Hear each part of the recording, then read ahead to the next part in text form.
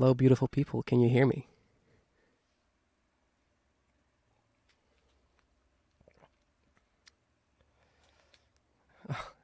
ASMR with San. Should I just like whisper all stream today? Oh, I gotta turn off my phone real quick. Thank you for being here today. Thank you for being in the Create Together stream. Everything's looking great. I'm in a studio in California, and I always suck at setting up Twitch streams, but these people have really helped me out, so I'm very happy. And I'm not even stressed today, so that's great. I'm trying to get back to the Twitch stream on my phone so I can see what you guys are saying. Today we're going to talk about melodies. I thought it'd be really cool to talk about melodies for the Create Together live streams, because I get a lot of questions about it. I get a lot of questions about how do I write my melodies? How do I make happy or sad melodies? And I think it'd be really fun to talk about it and show you my approach to melodies. And it's fun sometimes because your questions sometimes make me think more about how do I do this, because most of the time I don't really even think about it in that way. I just kind of play and then things happen in Ableton, for example. But thinking about the question, how do you write melodies? I came up with a couple of things I wanted to show you.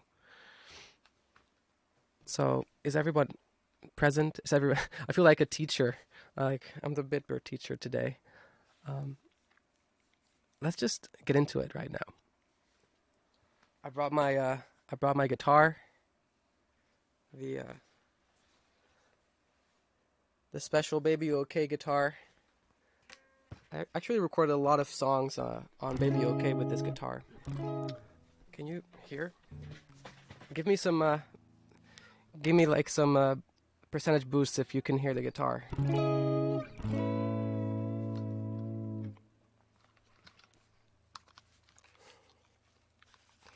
Good, awesome.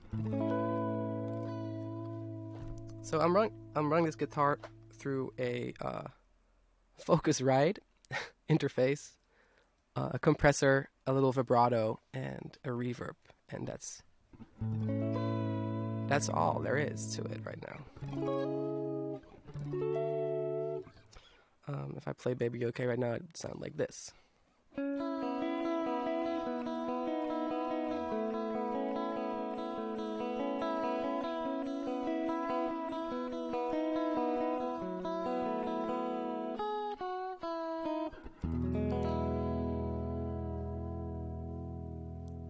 And a lot of vibrato actually comes from the playing. So like I just turned off the vibrato plugin. It sounds like.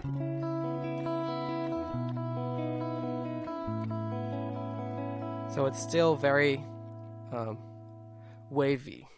For the guitar players out there, you can really make the guitar sing by bending the neck a little bit, like.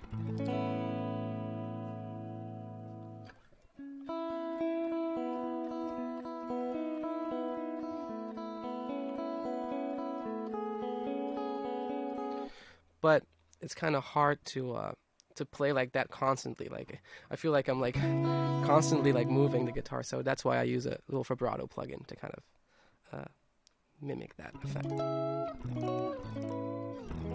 Makes it easier. Anyway, chords and melodies.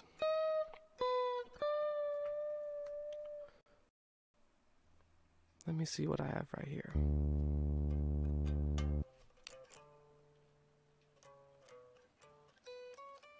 Yep. All right.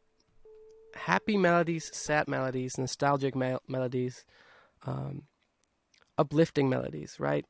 People oftentimes ask me, how do you write a happy melody? How do you write a sad melody? And I've been thinking about this, and the plugin is called M Vibrato, which is from Melda Productions. It doesn't even... I updated my Ableton, and this is the interface, but I know where the... Oh, you probably can't see the plugins, right?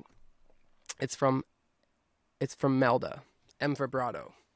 I just gave away my biggest secret, okay? I told myself I was never going to tell you, but I just did, so... Oh, now it's messed up.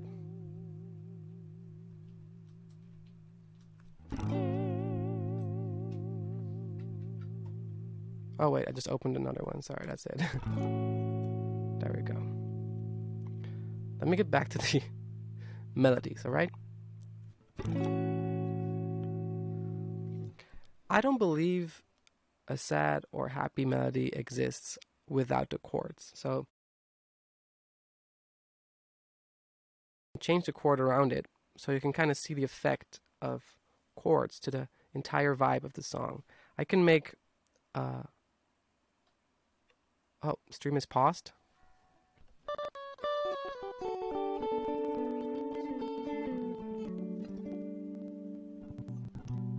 We have a little technical difficulty. There's a little bit of delay on my phone, so I see everything a little bit later. But I think we're all good now, right? Awesome. Here's a melody.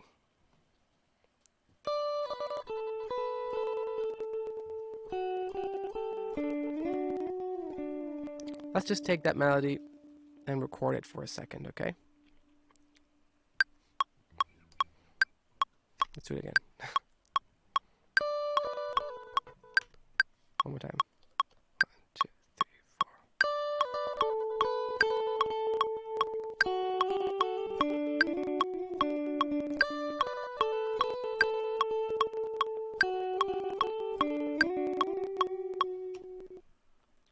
Maybe I should lower the buffer size, should I?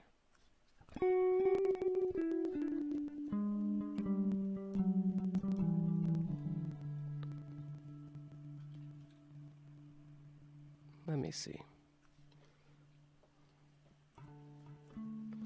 Oh, the audio from the guitar is a little bit glitchy, alright. Let me change the... Okay, we're running into a couple of little problems, but hey. It's life, and it's life. Let me know if the buffer size thing glitch is good now. Or is it still kind of grainy?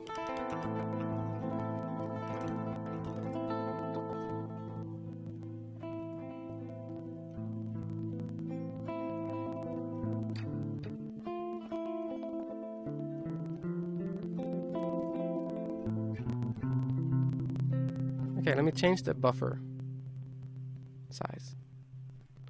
I've changed it. Let me know if it's better.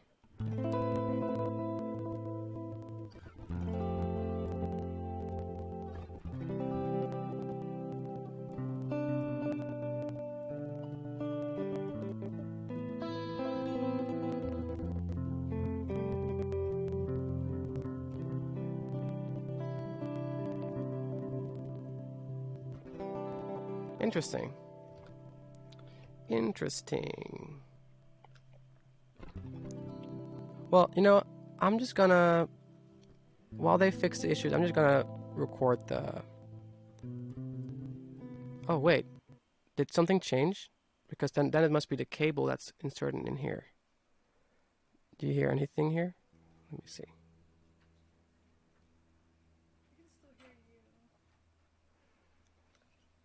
Maybe it's a double audio input in OBS.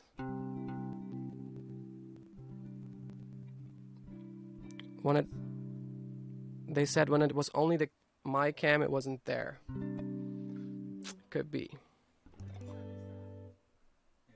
it better now? It should be better now. Yes, okay. This is good now. Right. Hey, I'm drinking some green tea. I'm not stressed. We're all good. I've been really like on a green tea grind lately. I noticed caffeine makes me a little bit jittery, a little bit stressed. Even though it's good, sometimes I'm just drinking my green tea. Anyway, let's get back to what we're talking about, melodies. I'm going to record this melody one more time without the glitchiness. Hopefully it's okay right now.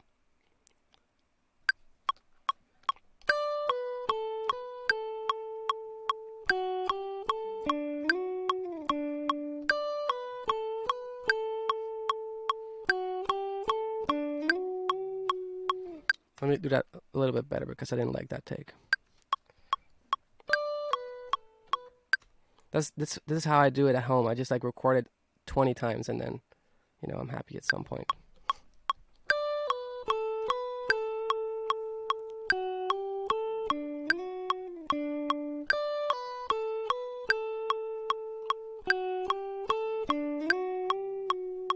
Right.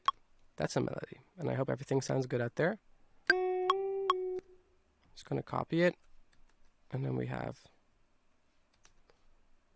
the melody. Well, would you say this is a happy melody or a sad melody?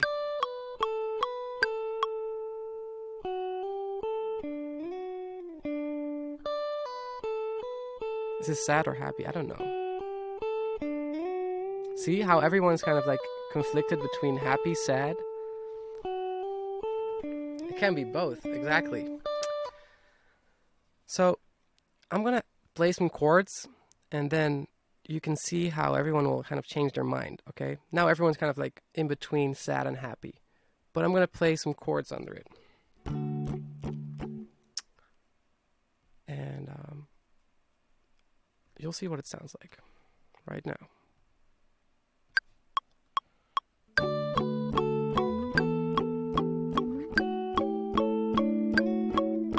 One more time.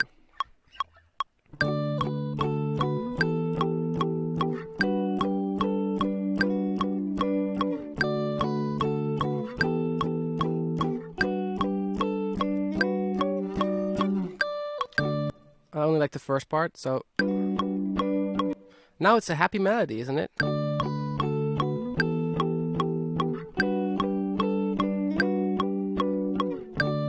Let me turn off the click for your ears.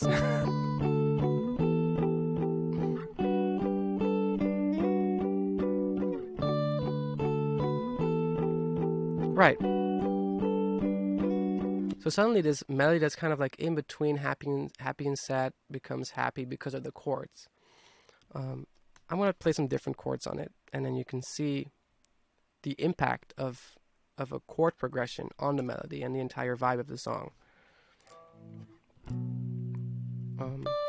Same melody, different chords.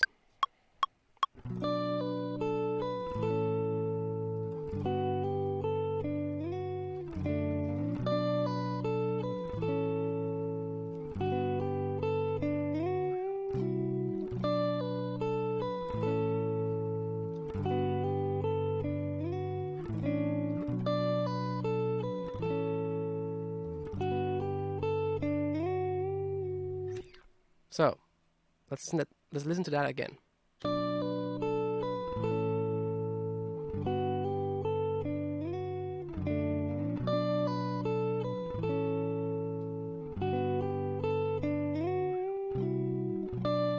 Now let's switch back to the other chords.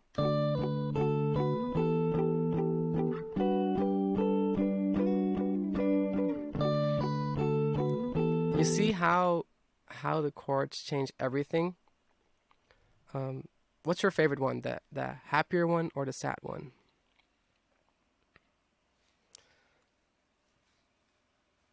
The sad one really grabs you. Yeah, I always go for the sad ones. Like it's kind of like, I like the melody to be very sparkly and very clear and clean. But then I changed the chords to be kind of more dramatic, and I guess that's how what the San Holo kind of vibe is.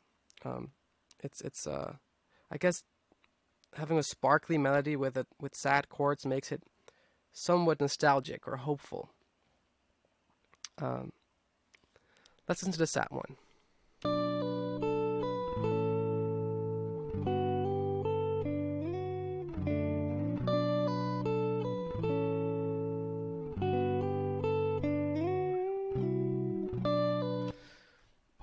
Now here's a funny thing. What I've realized is that even though you can pick sad chords, right? It's also about the way you play it. So whether it's a guitar or synthesizer, you can play it with plucks, or you can play it with like legato-y, like long stretched sounds. And this also really impacts the vibe and the tone of the song. I'm gonna play these sad chords in a happy way. So now we have like a sparkly kind of bright melody with sad chords, but I'm gonna play the sad chords kind of happy. Just to kind of show you all the different elements and factors that come into play when you create a vibe, okay? So the same chords, these are the chords. Basically the bass is B, A, G, right? B minor, A major, G major. Let's play them in a happy way. I don't know yet how I'm gonna do this, but I'll figure it out.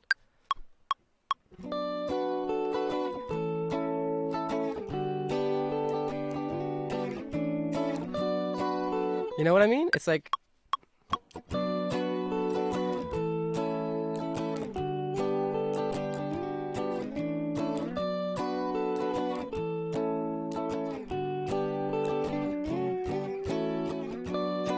so it really is not all about just the chords or just the melodies or the notes that you played. Really, there's so many things that add to the vibe and the emotionalness of a song.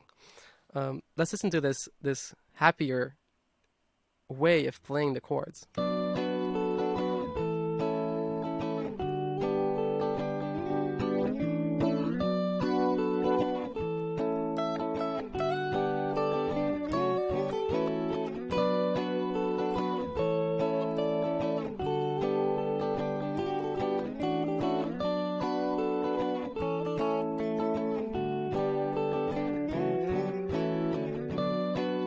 So it sounds kind of happy. Let's go back and forth between the happy, sad chords and the sad, sad chords, okay? Happy and sad.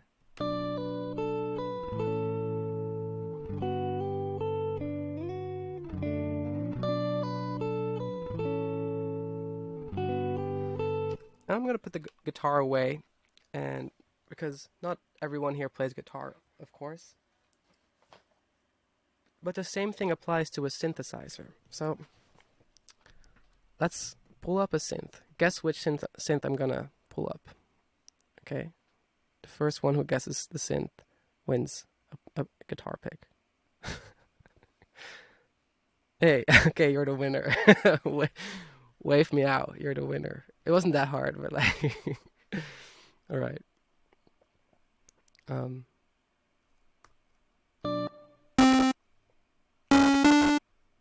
that's loud. Sorry.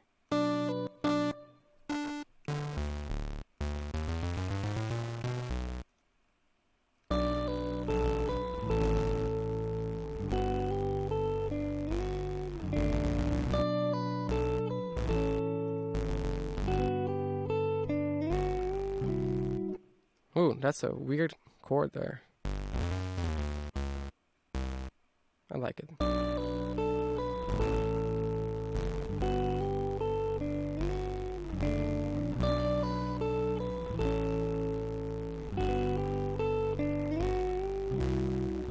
Okay. What I've realized is that most plucky sounds are interpreted as happier. So let me shape these chords real quick. And this is just massive initial patch on the saw wave, okay? Let's go.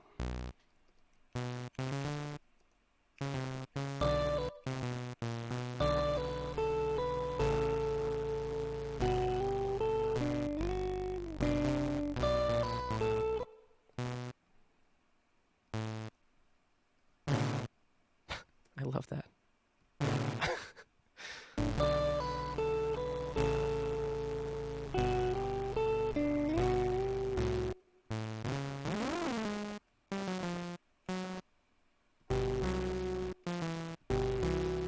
Yeah, there we go. No, I would think this is pretty sad, right? Let me add like a little pad filter.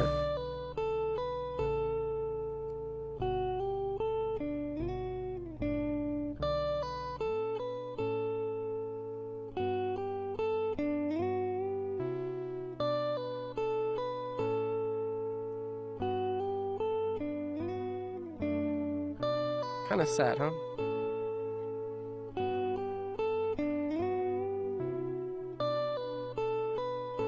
Let me make the guitar a little bit more fun to listen to.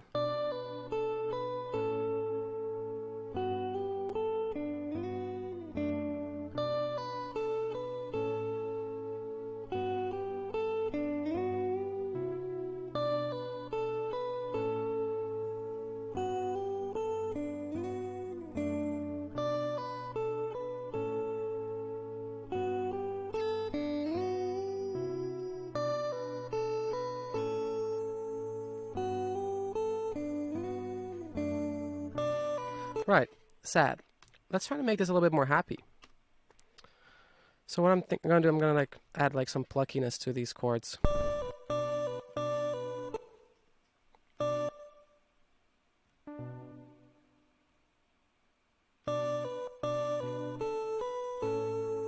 Oh.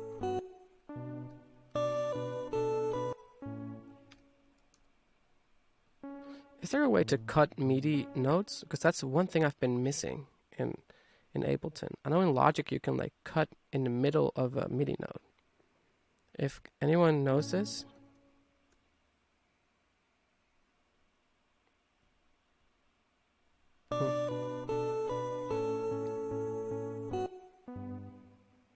Command E. Yeah, but it doesn't work on MIDI, does it? Does it? Wait. Control E. Wait.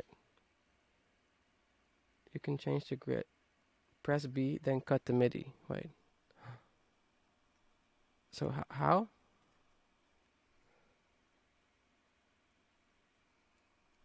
I need to know this because is this possible? Cutting the MIDI with just if this is true, I always thought it was not possible in Ableton. Okay, well, if anyone knows, let me know, because it will change my life, because this is how I do it now. Like I just do this.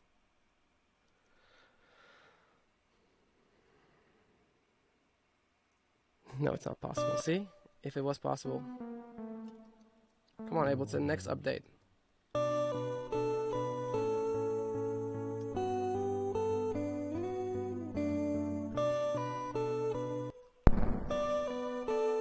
I also find that higher things naturally sound happier to people. So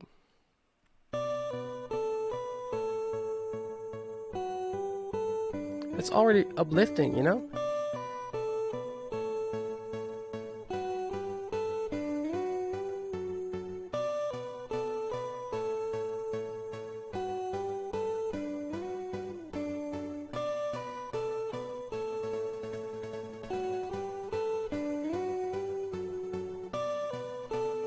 It's not super happy yet, but maybe we can add some drums to make it.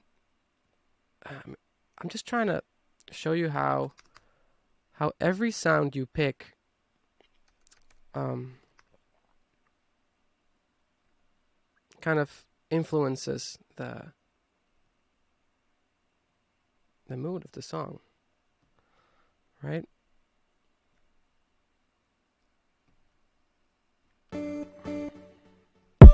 Ooh, I'm sorry, listeners.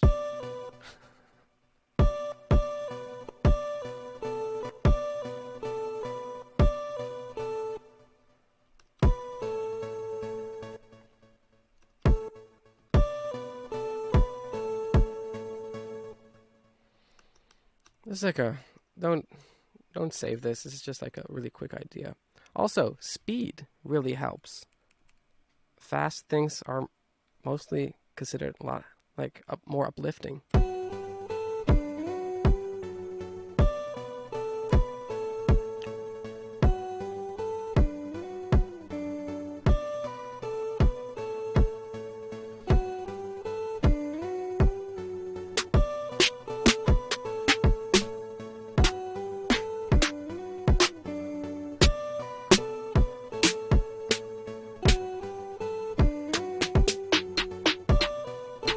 Ha, let's do the chop snare. Let's go.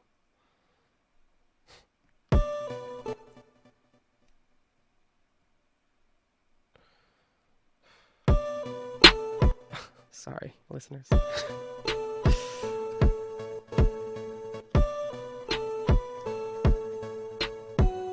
Oh, I suck.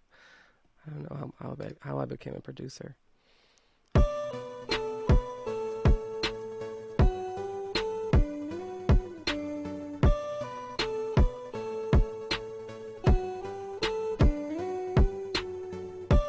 So what I've been doing a lot lately is making these groups. Normally I would always route it to like buses and stuff, but now I'm just making groups and sidechaining everything to the kick, as you might know. But now with these groups in groups things in Ableton, which was a huge thing for a lot of producers, to be able to group groups. Now you can just literally do this stuff like.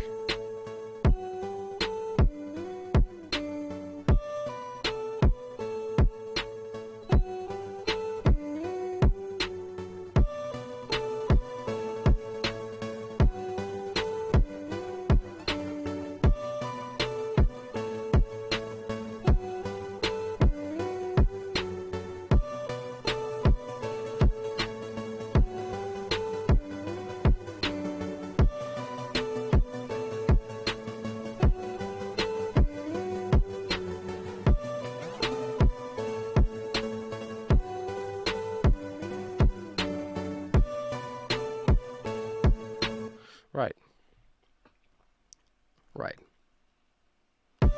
Let me add some bass to that, and then we can move on. I'm just gonna use the guitar. So what I do a lot, I want to add some gnarly bass to it. So I oftentimes grab my guitar and I have this plugin called CLA Guitar Stereo. I don't use this a lot, but for bass sounds, I kind of like it a lot.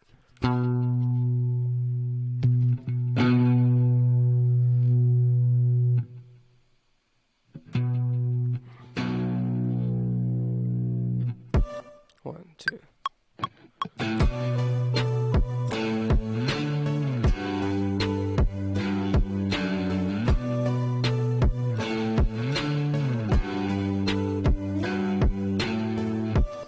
The thing is, guitar like this makes it a little bit more dramatic, so kind of more sad again, you know? If I would have played like...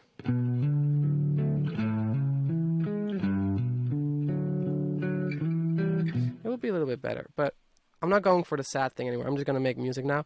But if you're a guitar player and you want to add some gnarly bass, just pitch down the bass, the guitar. There you go. There you go.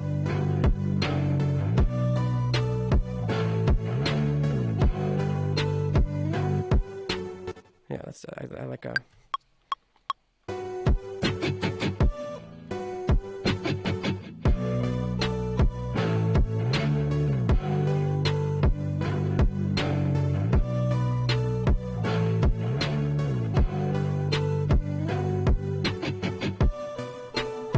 Okay. Now, and then of course you can add a little bit of saturation to it.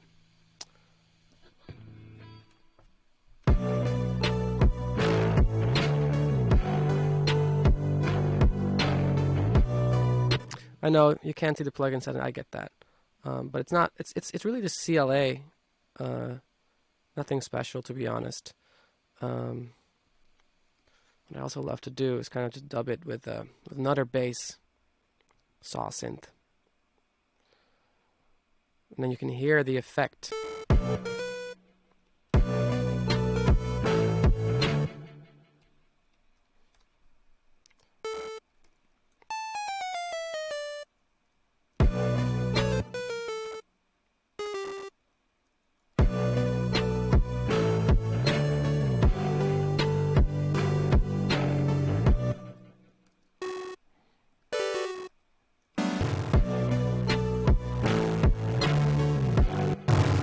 And I use a lot of basic waves. This is just a square wave.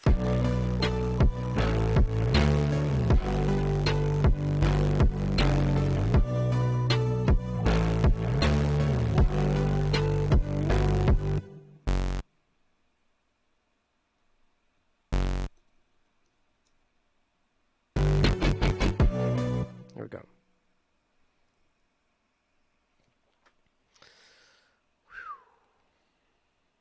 What we have now is this.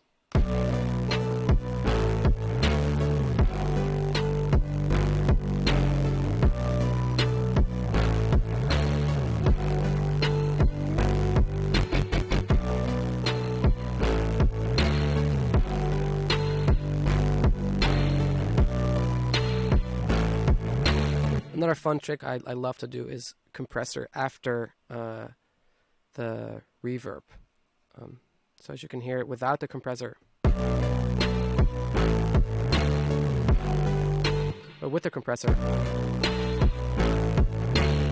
it really brings out that reverb. Kind of makes it slap.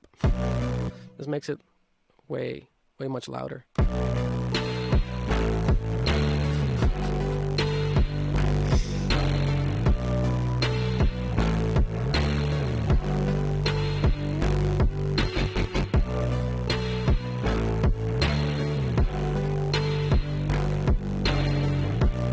That's I feel like the guitar melody is kind of getting buried right now. So let's add a little synth to it too. So what I kind of do, what I've noticed is that I use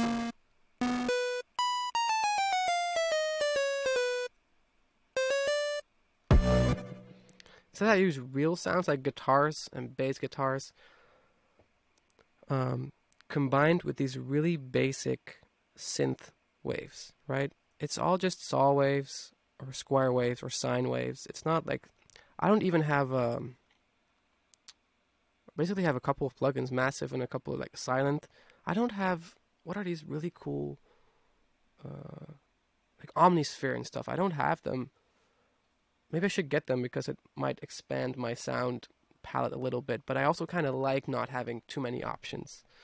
I feel like I can still explore so many things with just these basic wave sounds. And also kind of focusing, as you hear right now, it's like literally just like listening to a Game Boy. And it kind of lets you focus more on the actual melody and the music instead of getting too deep into the sound designing process already.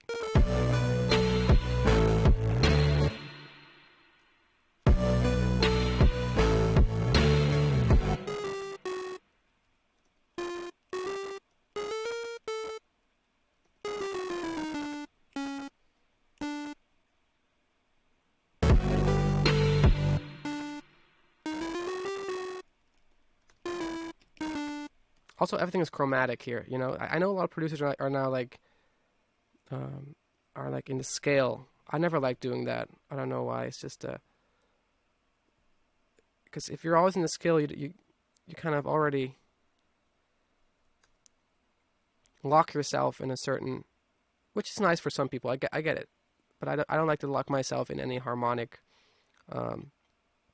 cages yet.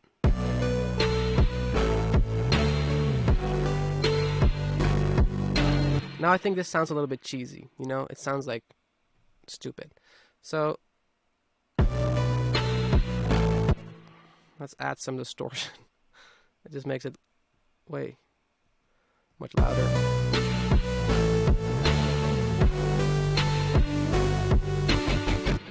or maybe add some legato, like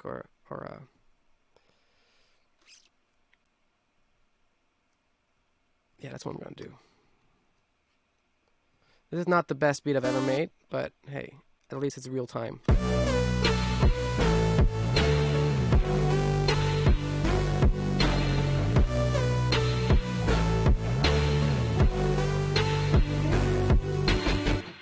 And I know the second time it was different, right? There we go.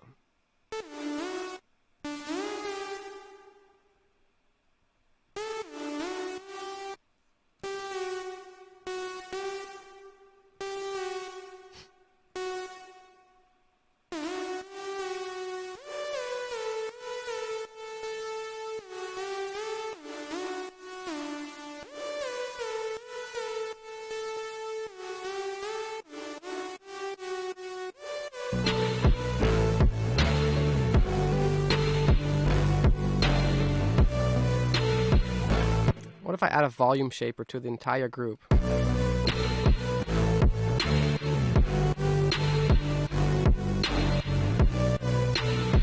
Hey, sometimes you just need to add the plugin again. I don't really like the curve yet, so let's change the curve. And all these elements play into the vibe of the song. I think I'm kind of like sidetracking from the melodies part, but you know what I'm trying to do? I'm trying to show you that the emotion is not just in the melody, it's in every single sound you pick. And I think that's how you also get your own sound. If you have your own palette of sounds that you feel like fits your personality as a producer, maybe even as a human being, I think that's how people connect at some point. Even if you don't have any hits on the radio or whatever, I feel like people connect to genuine stuff, genuine translation of human emotions into sounds. That sounded really floaty or wavy, but it's true.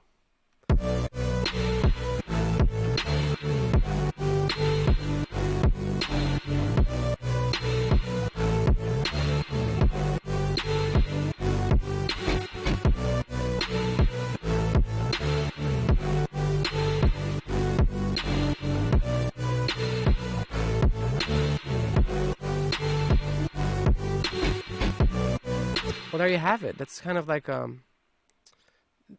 as you can see, this is all there is. There's not a lot of complicated things going on. Very basic sound design. I don't even want to call it sound design because it's just basic waveforms. Let's go back to where we started.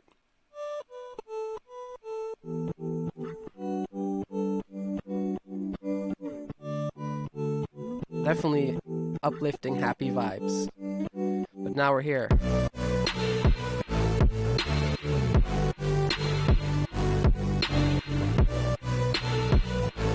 Only Meadow, you say, could you walk us through your sidechain compression process? Okay.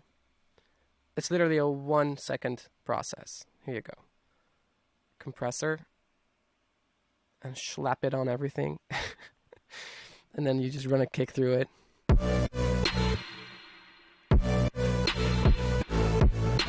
I like the attack all the way down low.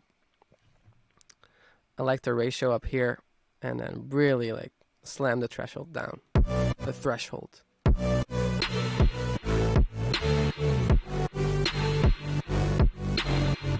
And all the other LFOs on the volume come from, most of the time, volume shapers, or I actually draw with the utility if I like it. Snare needs to be thicker. Okay, well, let's make this snare thicker then.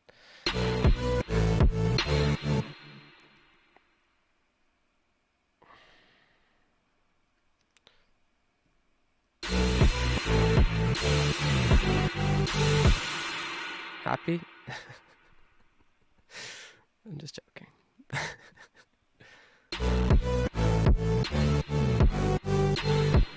I agree, it's a little tiny snare, but I kind of like tiny snares.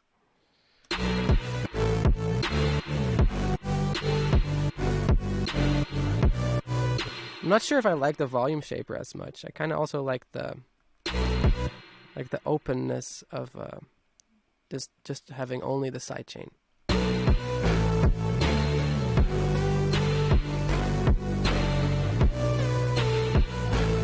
Maybe it's a different kind of. Maybe we should go with this kind of vibe.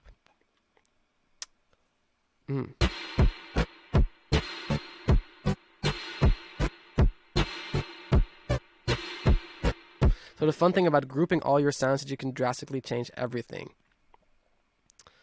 with just adding a plugin to the entire group.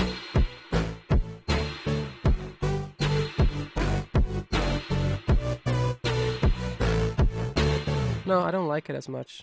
Let's just keep it with this.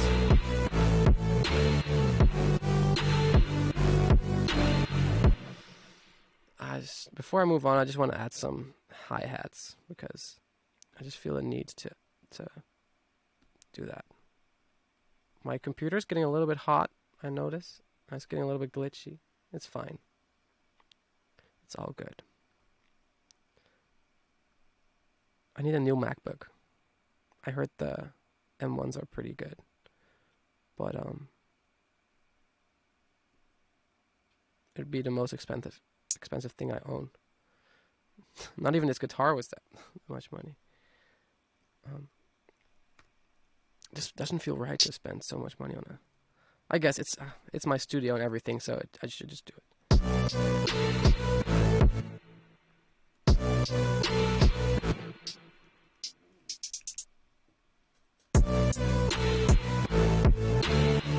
Wow, my laptop's getting so hot it doesn't even track properly.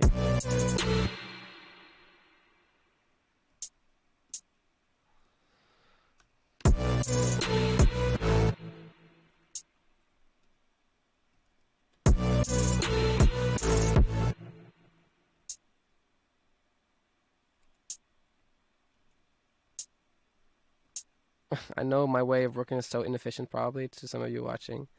That's just all I know.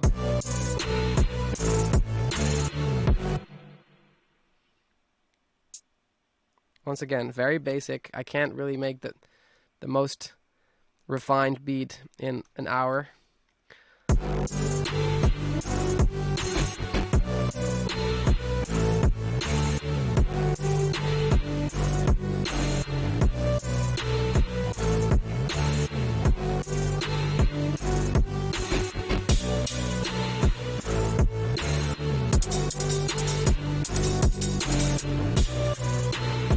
I like that weird cymbal.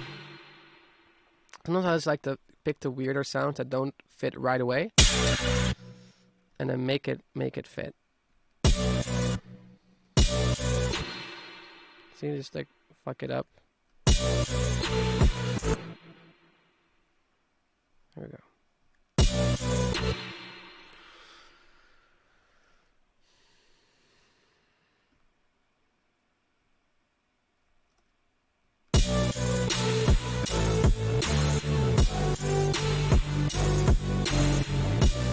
Hudson Mohawk would kind of use this kind of odd cymbal.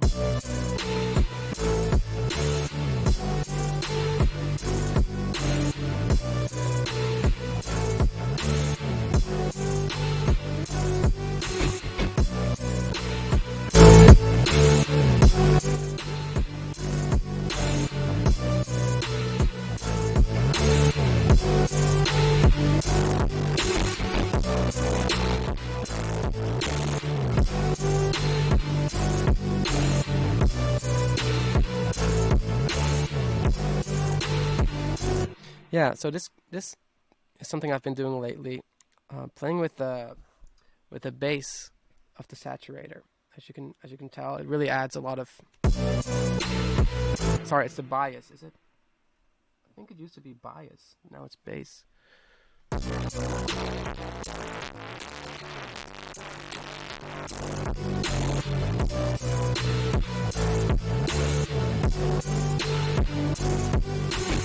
Cool.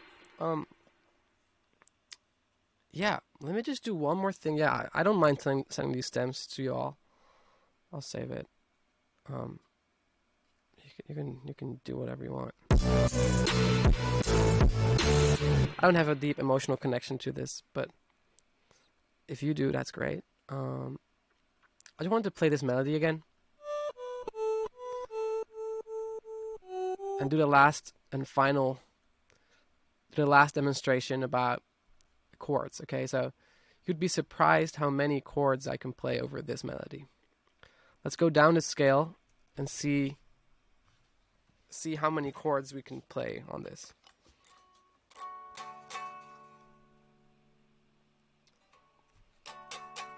Apparently nothing.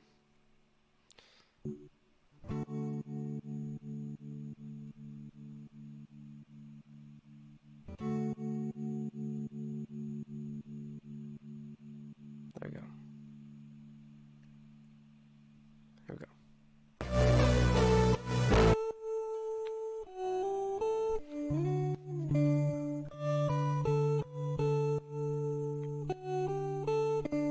Start on the 1.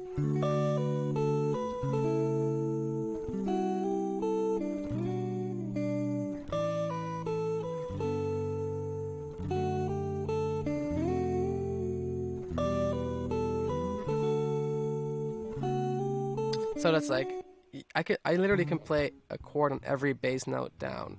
So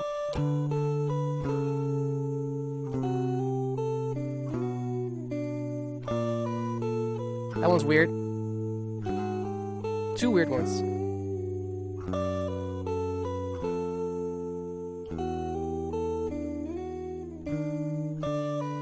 So out of the 12 notes, you can kind of not play 2, or you can use them as in-between notes, but all the other chords, there's possibilities there. What I like to do in, for example, a song like Show Me, I have a chord change. You know, when I go like, I am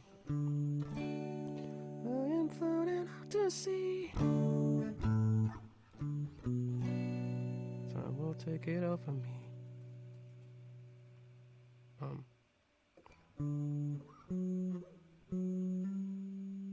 Don't know where this will take. I can't really. I don't know the chords right now. I'm confused. I'm floating out to sea. Time will take it over me. Yeah. So here's the chord. This is normal in the scale. Don't know where this road will take me now, but we'll see. So that's a flat 7, okay? The flat 7. If this is the 1, like a little bit of theory, okay? We got 7 notes in the scale. 1, 2, 3, 4, 5, 6, 7 in the major scale, okay? 1, 2, 3, 4, 5, 6, 7, and back at the 1. But try experimenting with this special chord. This kind of makes it so magical to me. It's the flat 7. So normally you would go like 1, 2, 3, 4, 5, 6, 7. But this is a normal 7. If you're going to go flat 7, it should be 1 lower. And that basically just means playing the 1 and then going down a full step, which is normally not really in the major scale, but it's just wonderful what it does. Check this out.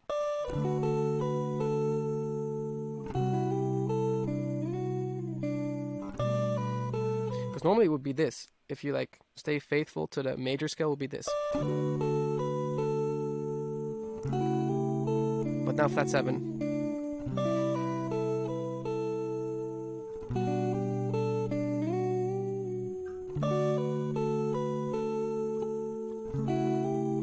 Here we go again. Wow.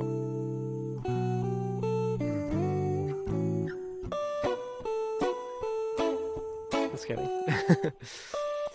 Okay, that's kind of it. And there's all these other chords that don't usually belong in the major scale, but you can make them work. Even that one if you want.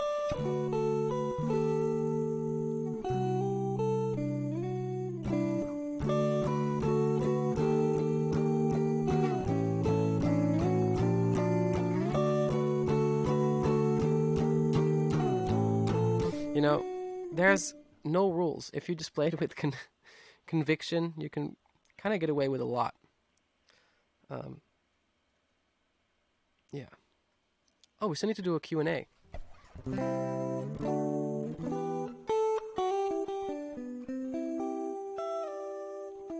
Sub sofa sound. I spent like last week listening to The Longest Journey a lot of times, so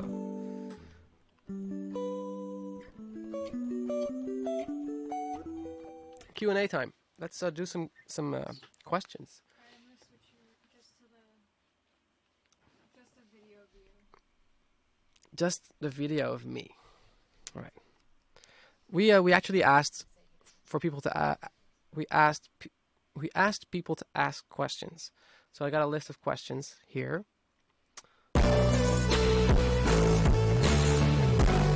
That's pretty distorted, huh?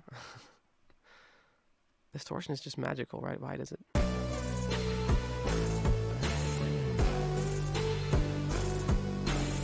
I know. The compressor is off.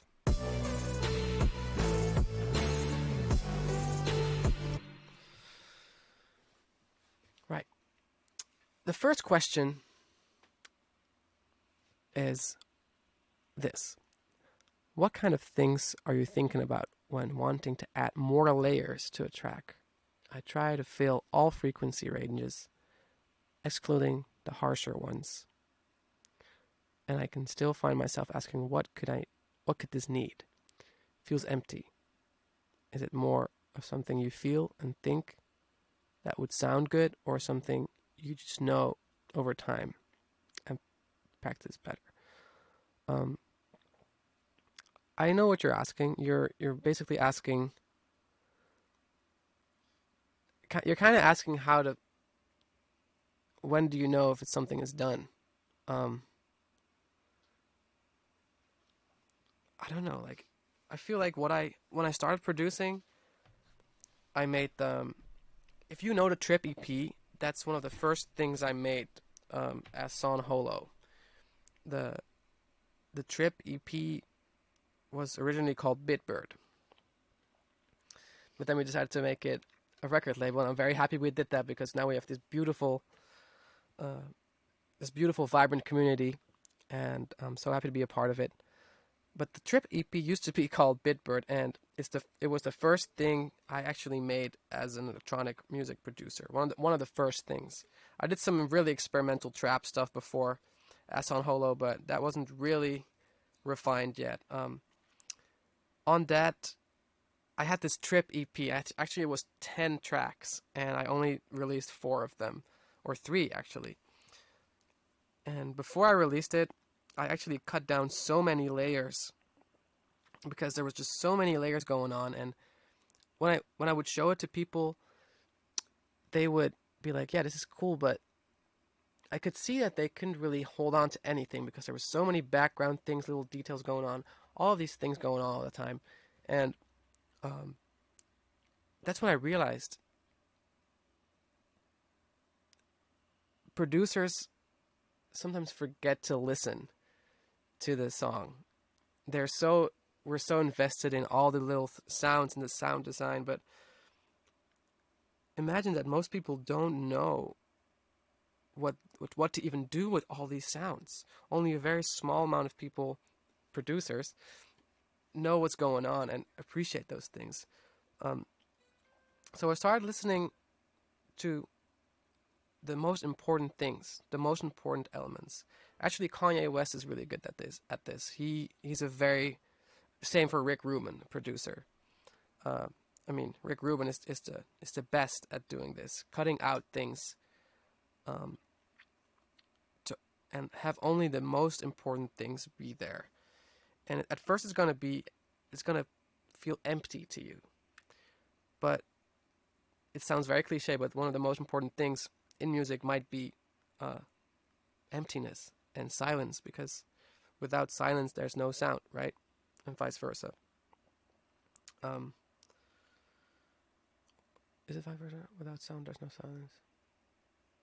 Well, if there's never any sound, then there's also no silence, because silence wouldn't be a thing, because that would just be default. Wow, we're getting too deep right here. But it's really important to listen to some albums that you might appreciate for the emptiness, like all the Red Hot Chili Peppers records. And this is not electronic music, but listen to like uh, all the Chili Peppers records. They're all just like drums, guitar, bass, vocals. Not even a lot of layers. And it's kind of weird to listen back now and realize, oh, these songs, I've listened to these songs so many times, but only now I realize how empty they are.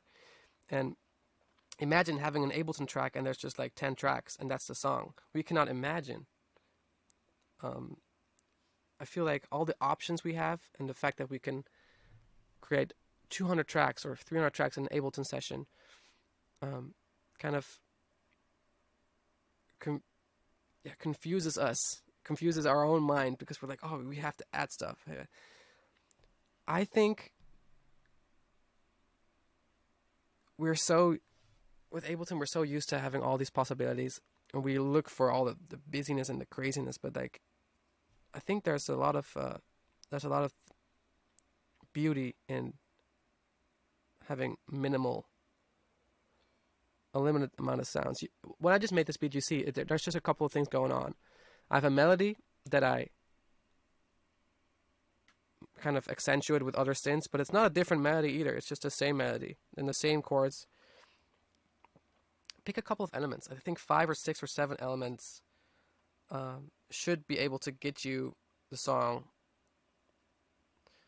Like if you have 10 different elements and a song still doesn't feel good or finished to you, then you might need to look at the composition, because in the end you want to be able to grab a guitar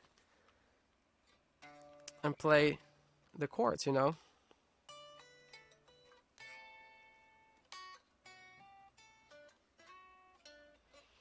I have to sneeze. They say look at the light, right? Maybe that's what the light is about. Okay. I hope that answers your question. Listen to some records. Kanye West Yeezus, for example.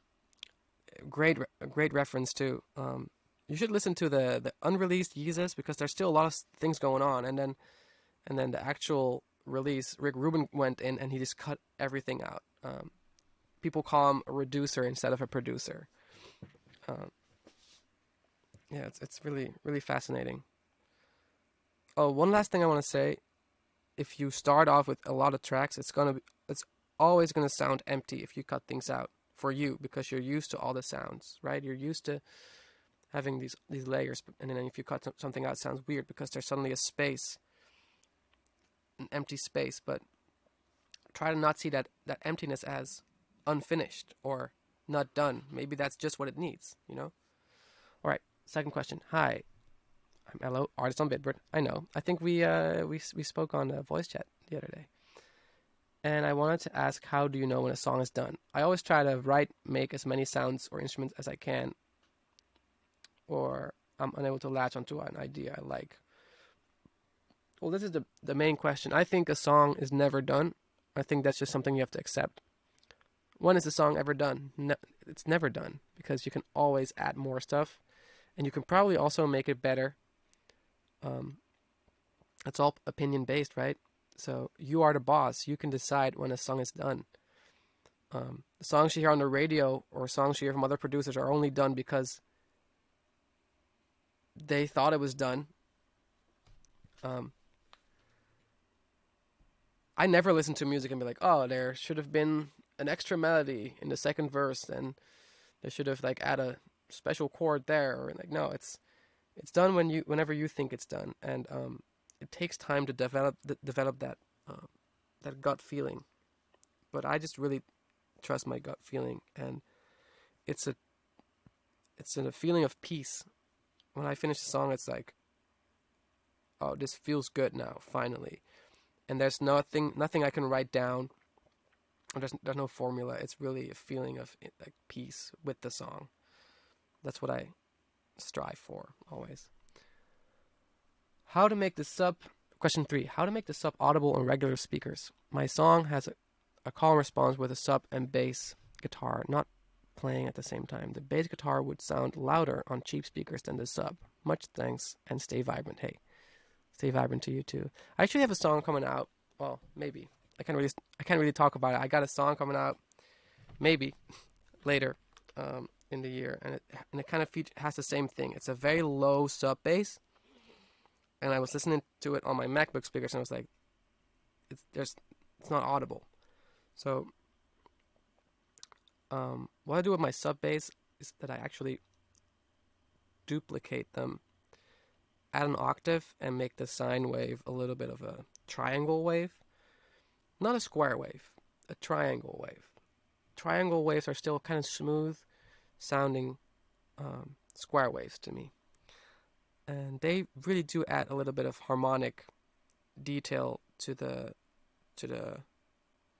upper harmonics of the sound. So if you then play it on your MacBook speaker, you kind of have a reference. Oh, like that's the note I'm hearing.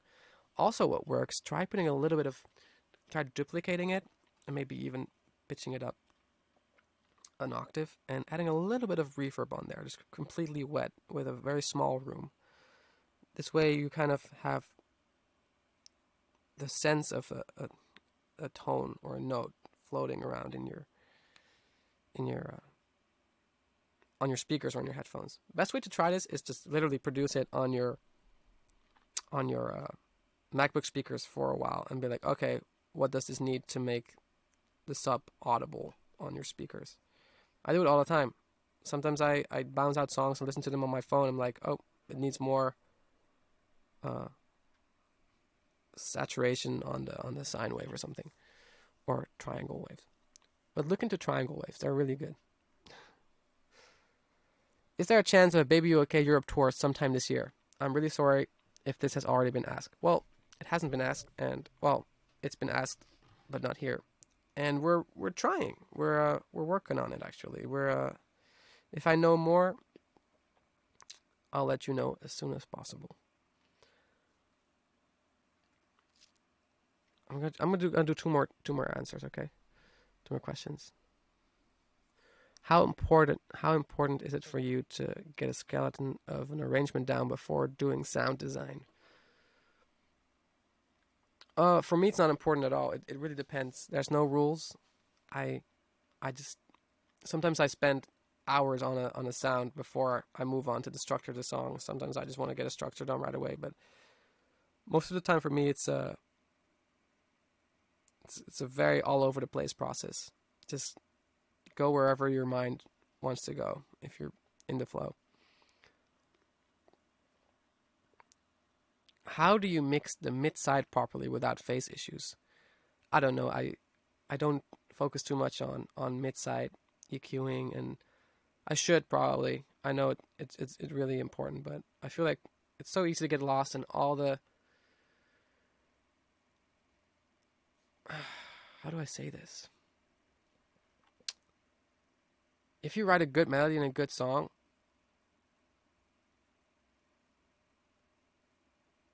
no one's gonna care about the mid-side EQ and compression.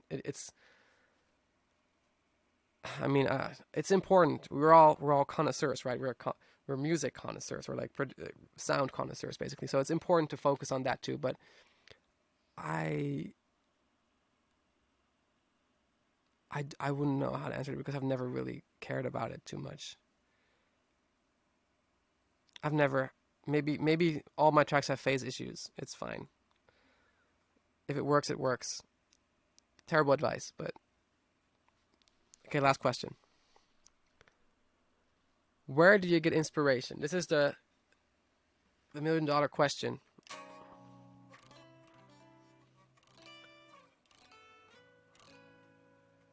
Everywhere. It's everywhere. You need to be in a space where you are open to the outside world. I think most inspiration doesn't come necessarily from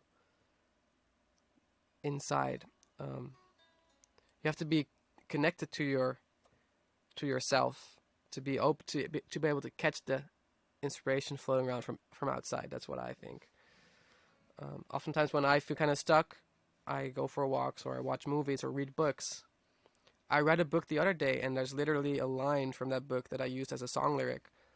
So don't forget to live because that's where the inspiration is, for me at least.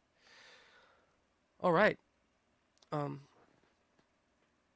I would like to. I hope this was kind of insightful for you. I know I kind of go all over the place when talking about music. That's also kind of how my music process is most of the time. I don't really have great organization skills in my projects or whatever, but um, I just go wherever my mind takes me whenever I talk about music. Um, Shout out to Bitbird. Shout out Create Together. This is really awesome, and it started a couple of years ago as a little idea that we had, like a community album, and it's grown into something so much bigger. And I check the Discord and I see the excitement of everyone, and it really boosts my mood. Many blessed boosts from the Create Together community. Thank you all for being part of this. Thank you all for submitting all your questions and your ideas, and sharing your music. That really is I know it's scary to share your music and to be creative. I still find it kind of scary sometimes to be fully creative and open about creativity with other people, because it's so personal, you know. So you're all kind of putting your personality out there in music, and that's wonderful, and we respect it a lot. So I would like to say goodbye and see you soon. Create forever and create together. And I speak to you all soon. Bye. Stay vibrant.